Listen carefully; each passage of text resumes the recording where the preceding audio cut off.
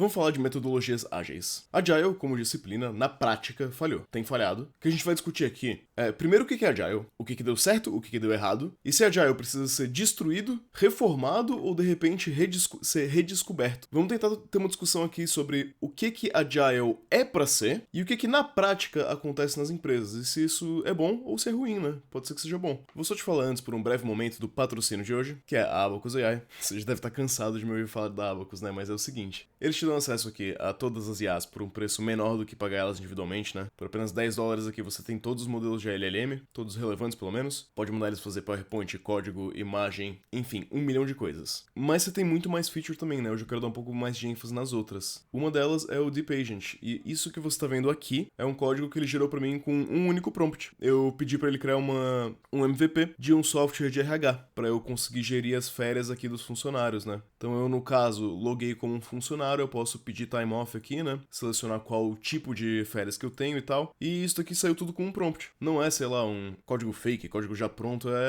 ele fez mesmo aqui. Um aplicativo em Next.js, você pode copiar o código inteiro e usar esse código de fato, tá? O Deep Agent é um ferramental que faz muita coisa. E eu gosto de usar ele pra esse tipo de coisa, né? Esse tipo de MVP. Outra coisa legal que você vai ter acesso também é uma IDE, que é um fork do VS Code, né? Então as extensões do VS Code funcionam aqui também. E você tem aqui, ó, a abinha do lado de agente, que eu vou pedir, por exemplo, pro Cloud Sonnet 4.5 corrigir o meu código em Java, porque não sou muito bom de Java. E pronto, aqui ele tá sugerindo melhorias, né? Se você já usou o Cursor, é uma experiência relativamente parecida, tá? Em que você pode modificar seu código, conversar ali com o chat, né, pra explicar algumas coisas e pedir pra ele também implementar melhorias. Essas são as 3 principais ferramentas da Abacus, tá? É o chat aqui, a experiência parecida com o GPT, o Deep Agent, que é muito bom para MVPs e para projetos mais complexos, e a IDE, que eu posso, né, pedir por mudanças e aceitar aqui as mudanças e já vai estar feito direto no meu código. O link para toda a ferramenta da Abacus por apenas $10 por mês vai estar na descrição aqui. A Agile vem como uma resposta ao que a gente tinha na época, né? E qual que era o problema que a gente tinha na época? É dito que para você ter um software, assim, entregue nos anos 90, você tem um processo de mais ou menos 3 anos, tá? Desde, pensei que eu quero fazer um software até eu entregar esse software. Nesses 3 anos, o que acontece, né? Você tem algo fora do software que vai usar esse software, né? Esse algo é a empresa. Toda empresa e qualquer empresa vai mudar um pouco ao longo de 3 anos. Conforme, né, a empresa vai mudando aqui, os requisitos do próprio software vão mudando também antes mesmo dele ser pronto. Então, conforme ele está sendo construído, ele está simultaneamente sendo alterado e destruído. Porque, afinal de contas, né, se uma empresa a cada ano muda ali os seus processos 5 a 10%, você tem 5 a 10% de software que nunca vai ver a luz do dia, ano após ano. Software é diferente de manufatura. Num processo de manufatura, o importante a ser otimizado, o importante a ser feito é a replicação. Se você pegar esse fone de ouvido aqui, a coisa mais importante que a empresa Sennheiser aqui vai fazer é produzir e vender, sei lá, 1 milhão de unidades desse fone de ouvido. Software não é sobre manufatura, dado que o custo para se replicar software é efetivamente zero. O custo de eu pegar um código que eu escrevi e rodar em outra máquina é zero. Se eu sou uma empresa que produz fones de ouvido, a minha ideia é quanto mais fones eu produzir, mais dinheiro eu ganho. Se eu sou uma empresa que produz código, o meu objetivo não é produzir o mesmo código 1 milhão de vezes, as mesmas linhas de código 1 milhão de vezes. O meu objetivo é descobrir e implementar a automatização de algum processo, geralmente, né? Ou a resolução de algum problema. Então, de onde vem o valor de um software, né? O que no processo de escrever um software que gera valor de fato? Que vai gerar valor. É descobrir e implementar os requisitos que resolvem algum problema. Foco muito grande aqui em descobrir. Porque se a gente está num processo de resolver um problema ou de automatizar um processo, boa parte do trabalho é a descrição, a descoberta de como isso vai ser automatizado, de como isso pode ser repetido, de como isso pode ser feito. Tendo em vista isso daqui, tendo em vista essas ideias, surgiu o Agile, numa compreensão de que o modelo cascata, né, o modelo Waterfall sendo essa metodologia aqui, tá, em que você, não é necessariamente assim, tá, isso tá um pouco simplificado, mas enfim. Primeiro levanta os requisitos, depois faz o design, depois faz o desenvolvimento, depois testa, depois deploya e depois dá manutenção. O problema, né, é que a gente falou, essa escada aqui inteira demora 3 anos, quando eu chegar no momento de fazer o deploy, eu já vou ter que readequar todos os meus requirements e os meus designs, porque o problema mudou. Se a gente contrastar isso com Agile é pra ser... É como se a gente fizesse essa escada inteira aqui, só que ao invés de fazer em 3 anos, a gente tenta fazer em, 6 semanas no máximo, e aí volta aqui pro começo, porque os requerimentos vão ter mudado. A ideia de Agile é meio que pegar isso daqui e transformar num ciclo mais curto, porque quando eu ganhar feedback do meu cliente, eu vou poder atualizar os requerimentos. Agora, o Manifesto Ágil, ele traz 4 valores e 12 princípios. Se você já trabalhou numa empresa ágil na vida, você provavelmente vai poder corroborar comigo. Comenta aí embaixo se você acha que a empresa ágil que você trabalhou implementa o que eu vou te falar agora que Agile é. Agile é um manifesto. Na verdade, Agile é uma metodologia cujo início a gente geralmente atribui ao Manifesto Agile. Na verdade, ele já estava borbulhando nos anos 90, né? Um pouco antes disso. Mas ele é condensado por um manifesto escrito por grandes nomes de software. Um desses grandes nomes de software, né? Escreveu esse livro aqui, o Pragmatic Programmer, né? O Andrew Hunt aqui. O Uncle Bob, que escreveu o Clean Code, tava lá também, tá? Um monte de gente tava lá. É um manifesto bem curtinho, inclusive, tá? Você pode abrir aí e ler. Ele é bem pequeno. Repara nos valores. Interações sobre processos e ferramentas. Software funcional acima de documentação compreensiva. Colaboração com o cliente acima de negociação de contrato. Responder a mudanças acima de seguir o plano, tá? Esses aqui são os valores de Agile. Quando eu falo pra você a palavra Agile e você imediatamente pensa em story points e gira, a gente percebe que o negócio completamente se perdeu e falhou. Porque, bom, eu falei, né? Eu prefiro interações acima de processos e ferramentas. Story points é um processo, gira é uma ferramenta. Se a gente fala Agile e imediatamente pensa em gira e story points, tá errado. A gente deveria falar Agile e pensar primeiramente em interações dentro da equipe, entre equipes e com o cliente. Se isso não é a primeira coisa que me vem em mente, alguma coisa tá errada, tá? E sobre os princípios? Vamos falar um pouco dos princípios de Agile. São 12 princípios, tá? A gente vai ler eles rapidinho e depois a gente vai enfrentar, de fato, os problemas de Agile e como isso se dá nas empresas. Nossa maior prioridade é satisfazer o cliente por meio da entrega antecipada e contínua de software de valor. Até aqui tudo bem. Dê boas-vindas a mudanças nos requisitos. Mesmo em estágios avançados no desenvolvimento, processos ágeis aproveitam as mudanças para gerar vantagem competitiva ao cliente. Guarda bem isso aqui, tá? Mudanças nos requisitos. Boas-vindas a mudanças nos requisitos. Entregue software funcional com frequência, de algumas semanas a alguns meses, com preferência por prazos mais curtos. Pessoas de negócio e desenvolvedores devem trabalhar juntos diariamente ao longo de todo o projeto. Porque, né, como a gente estava conversando, o software é também sobre descobrir os requisitos. Se a gente já sabe tudo exatamente como precisa ser feito, a gente tá vivendo no mundo da lua, tá? Isso não existe. Isso simplesmente não existe. Construa projetos em torno de indivíduos motivados. Eu preciso pegar aquele meme. É tipo assim, indivíduos motivados, né? Volte ao escritório por causa da cultura. A cultura é um monte de cubicle. Tipo assim, você tá vendo os princípios comigo, né? Você tá vendo que tudo que a gente falou até o momento não é o que se pratica. Tá totalmente diferente. Dê a eles o ambiente e suporte que eles precisam e confie que eles farão o trabalho. Eu dou... Aqui, ó, cara, eu não entendo como é que meus funcionários estão aqui nesse ambiente maravilhoso e não se sentem motivados o suficiente. Eu não entendo porque eu preciso ficar cobrando meus funcionários, né? Não faz o menor sentido. Pô, eles têm uma mesa com uma cadeira funcional, com água. Às vezes até o ar-condicionado fica ligado. Por que eles só não recebem uma lista de tarefas e executam as tarefas, né? O método mais eficiente e eficaz de transmitir informações dentro de uma equipe de desenvolvimento é a conversa face a face. Software funcional é a principal medida de progresso. Pô, pois é, né? Eu achei que era story points. Eu tava sob a impressão de que era story points. Processos ágeis promovem o desenvolvimento sustentável. Patrocinadores, no caso, né, traduzido de stakeholders, acredito, desenvolvedores e usuários devem ser capazes de manter um ritmo constante indefinitivamente. Ritmo constante indefinitivamente não é sinônimo de hora extra toda semana, na minha humilde opinião. Ritmo constante não é sinônimo de pressão constante. Atenção contínua à excelência técnica e ao bom design aumenta a agilidade. Eu sei que você vai olhar outra versão aqui, né, você vai falar, pô, isso aí foi feito pelo ChatGPT, mas não, no próprio manifesto tem os travessões, tá? Simplicidade, a arte de maximizar a quantidade de trabalho não feito é essencial. Isso aqui é perfeito, tá? Eu sempre falo sobre isso. O melhor feedback sobre uma task é perceber que aquela task não precisa ser feita. A melhor coisa que você pode fazer ao criar um projeto é descobrir, antes de começar esse projeto, que o seu cliente nem vai querer ele, tá? Isso vai poupar muito tempo. As melhores arquiteturas, requisitos e designs emergem de equipes auto-organizadas, né? Isso aqui diz respeito a você dar liberdade e autonomia para as pessoas. Em intervalos regulares, a equipe reflete como se tornar mais eficaz e então ajusta o seu comportamento de acordo. Bacana? Bacana, né? Bem legal. Bem legal esses 12 princípios aqui. Qual que é o problema, né? A gente se prendeu muito nos frameworks de Agile, que deveriam simplificar o modo como o Agile funciona, né? Deveriam ser diferentes maneiras de implementar esses princípios. A partir disso daqui, a gente criou sprints, story points, criou rituais, mas quando um sprint, um story point, um ritual, ele deixa de ser uma ferramenta para nos auxiliar a atingir esses princípios e ele passa a ser uma métrica a ser maximizada, né? Ele deixa de ser uma boa métrica. Então você vê aqui, por exemplo, em intervalos regulares a equipe reflete em como se tornar mais eficaz e então ajusta o seu comportamento de acordo. Deixa eu te perguntar,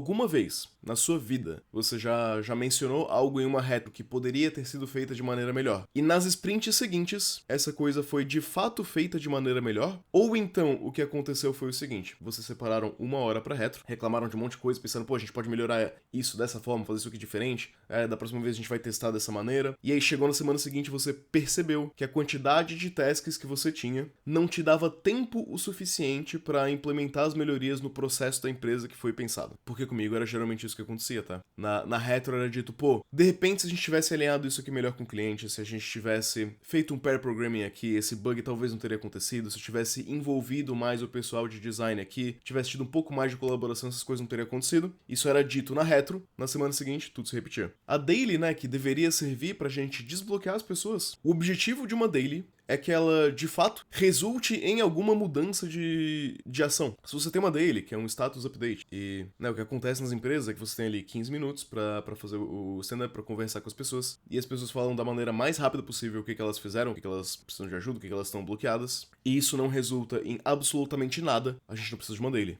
O status update pode ser feito através do board no Jira, né? Você olha onde é que estão os cards ali no Kanban, e você sabe o que cada um tá fazendo. Eu não preciso de uma reunião pra te falar o que eu tô fazendo. Tá precisamente visível no card no Jira. Se a daily não resulta numa interação que altera como o meu dia tá indo de alguma forma, que me traz pra perto de uma pessoa que vai colaborar comigo aquele dia, que me dá uma ideia de como melhorar aquilo que eu tô fazendo, a daily não tem razão de existir. É simples assim. Ninguém liga. A daily serviu como uma ferramenta pra microgerenciar as pessoas. Tudo isso aqui de equipes auto-organizadas, indivíduos motivados e confiar que eles farão o trabalho. Tudo isso foi pro ralo, tá? A gente usa a daily pra fazer o gerenciamento de pessoas porque a gente não tá confiando que elas estão trabalhando. O meu chefe quer que eu, na daily, eu mostre pra ele que eu tô trabalhando e o que eu tô trabalhando. O chefe não tá confiando que eu tô fazendo o trabalho de fato. Eu não tenho o ambiente e o suporte que eu preciso. Talvez eu tenha, mas acima disso, se tem um gerenciamento e uma cobrança. A parte de refinamento técnico, né? Você vê aqui, a gente deveria ter que pessoas de negócio e desenvolvedores devem trabalhar juntos diariamente ao longo de todo o projeto. Juntos diariamente. Deixa eu te perguntar, como é que as tasks chegam pra você? Chega uma lista de requisitos, aí o PM, né, pede pro tech lead quebrar essa lista de requisitos em tasks e pontuar essas tasks, aí ele dá esses pontos, ele pega a pontuação ali de story points, né, ele traduz isso pra um número e ele fala pro CEO, cara, vai ficar pronto em 2 meses. Qual desses dois que a gente tá vendo então? A gente tá vendo um processo aqui iterativo e interativo, que você tem as pessoas de negócio trabalhando juntos com os desenvolvedores, continuamente refinando aqueles requirements, continuamente evoluindo os projetos, entendendo, continuamente atualizando o design, conforme a necessidade do negócio vai evoluindo, conforme a gente vai descobrindo como melhor servir a necessidade do negócio, ou você tem um processo que é, na prática, um waterfall, só que o deploy, ao invés de demorar 3 anos, demora um pouquinho menos. O que a gente tá tendo na prática? A gente tá tendo na prática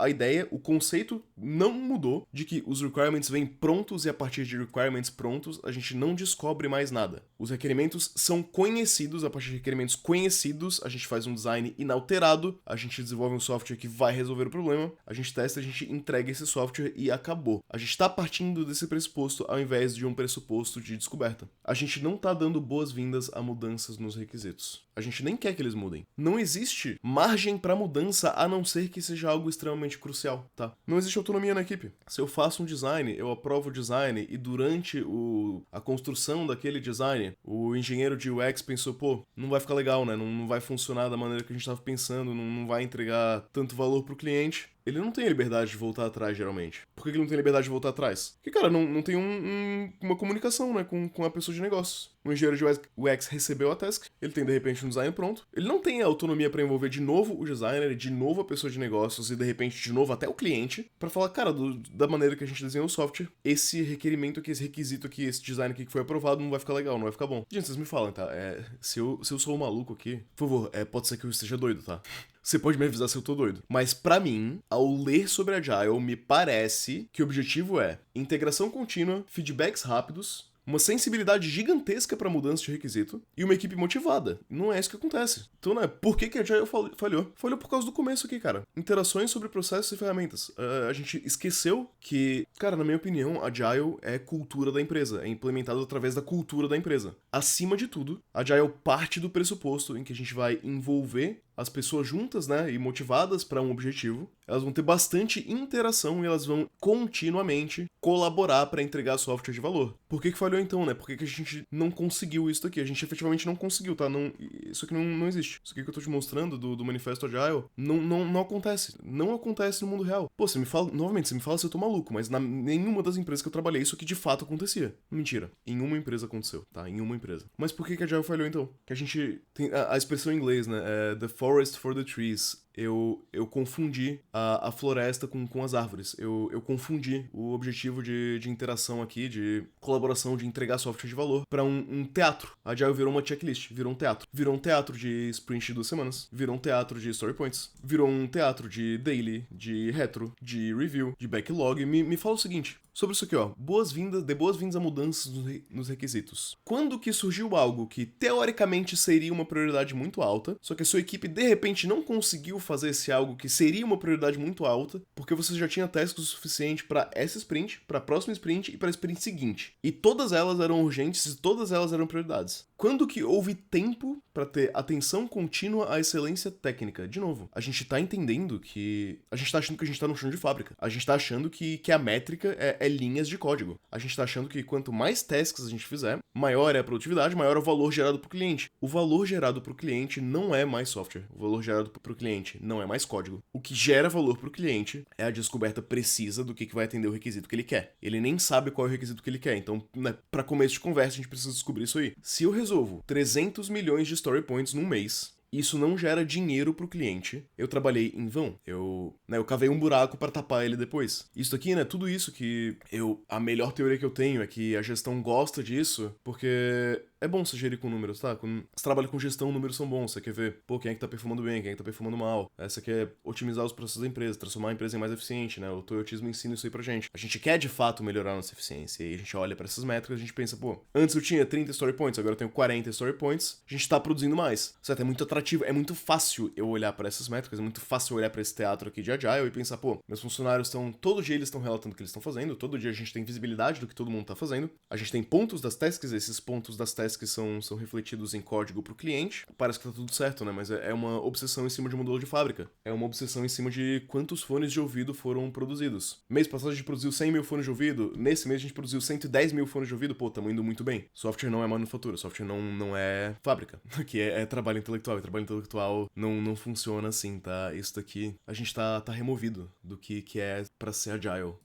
Não é pra ser nada disso daqui, tá? Enfim, se você falar, galego, mas, pô, isso é que nem se falar, pô, agile funciona, mas funciona no papel, né? Agile não funcionou porque vocês não fizeram Agile certo. Ok, eu não ligo pro nome que você dá. Vamos falar sobre o que funciona, então? Você quer chamar de Agile ou não quer? Vamos deletar isso aqui, tá? Não queremos chamar de Agile. Vamos falar o que funciona pra desenvolver software, então, com qualidade e velocidade. O que funciona? Pô, conversar com usuários, né? Se a gente quer resolver o problema deles, a gente precisa entender esse problema. Melhorias constantes, né? Isso aí vai nos dar o loop de feedback rápido. Se a gente tá continuamente melhorando nosso software, se a gente tá continuamente mudando algo aqui e ali, a gente consegue identificar o que melhorou, o que não melhorou. Aprender com os dados e feedback. O motivo de existência de uma retro é pra gente aprender a melhorar o processo dentro da empresa. É para isso que existe a retro. A razão de existência de uma retro, né, é melhorar o processo. A gente esqueceu que a razão de existência de uma retro é melhorar o processo, a gente entendeu que é para se fazer uma retro, né? A gente confundiu o objetivo com a métrica. É o empoderar a equipe. Sério, quem é que entende mais sobre o software que está sendo produzido do que a pessoa que está produzindo esse software? Quem é que entende mais sobre como solucionar um problema ou automatizar um processo do que a pessoa que resolve aquele problema todo dia ou automatiza esse processo,